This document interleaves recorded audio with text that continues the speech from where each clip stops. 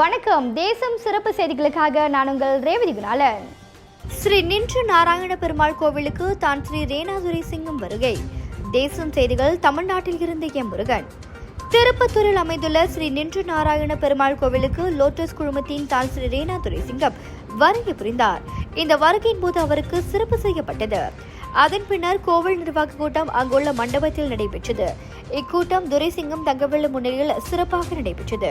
ஸ்ரீ துரைசிங்கம் பிள்ளை அவர்கள், துணைத் தலைவர் ரேணா டத்து ராமலிங்கம் பிள்ளை அவர்கள், துணைத் தலைவர் தங்கவேலு பிள்ளை NAR தங்கவேலு பிள்ளை அவர்கள், துணைத் தலைவர் ராமேஸ்வரம் பிள்ளை அவர்கள், செயலாளர் டாக்டர் ஜெகதீசன் அவர்கள், பரம்பரை அரங்காவலர் நாராயணசாமி பட்டாச்சாரியார் பங்காளிகள், பட்டாச்சாரியார் அவர்கள் பங்காளிகள், தொங்கரத்தி துணைச் செயலாளர் ராணமனா சுண்முகம் அவர்கள், மானாகுணா சரவணன் அவர்கள், AR அருணாசன் அவர்கள், சேகர் தீபோ அவர்கள், பொருளாளர் ராஜகோபால் அவர்கள், RDK சண்முகம் அவர்கள், S நாகராஜன் பிள்ளை அவர்கள், கும்பாபிஷேக கமிட்டி உறுப்பினர்கள் கார்த்தியன் அவர்கள், G முனியசாமி அவர்கள், கலைமணி அவர்கள்,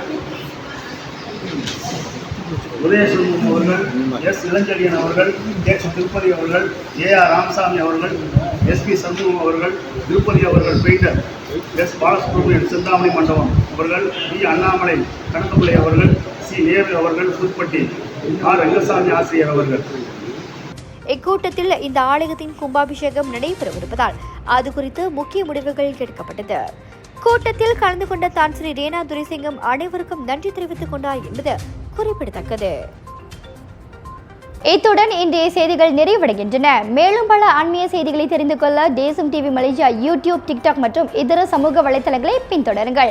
உங்களிடமிருந்து விடைபெறுவது நான் உங்கள் ரேவதி குணாலன். மக்களோடு தேசம், தேசத்தோடு மக்கள். நன்றி, வணக்கம். ஒரு வீட்டுக்கு ஒரு பட்டதாரி எனும் நிலை போய் ஒரு வீட்டுக்கு பல மருத்துவர்களை உருவாக்கும் நடவடிக்கையில் இறங்கியுள்ளது எய்ம்ஸ் பல்கலைக்கழகம்.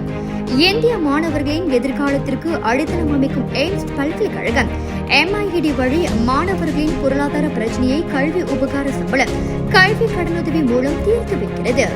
எய்ம்ஸ் பல்கலைக்கழகம் தரத்தில் உயர்ந்தது, போதனைகள் சிறந்தது, மாணவர்களுக்கு நிலையானது. இன்றைய நாடுகள் எய்ம்ஸ் பல்கலைக்கழகம்.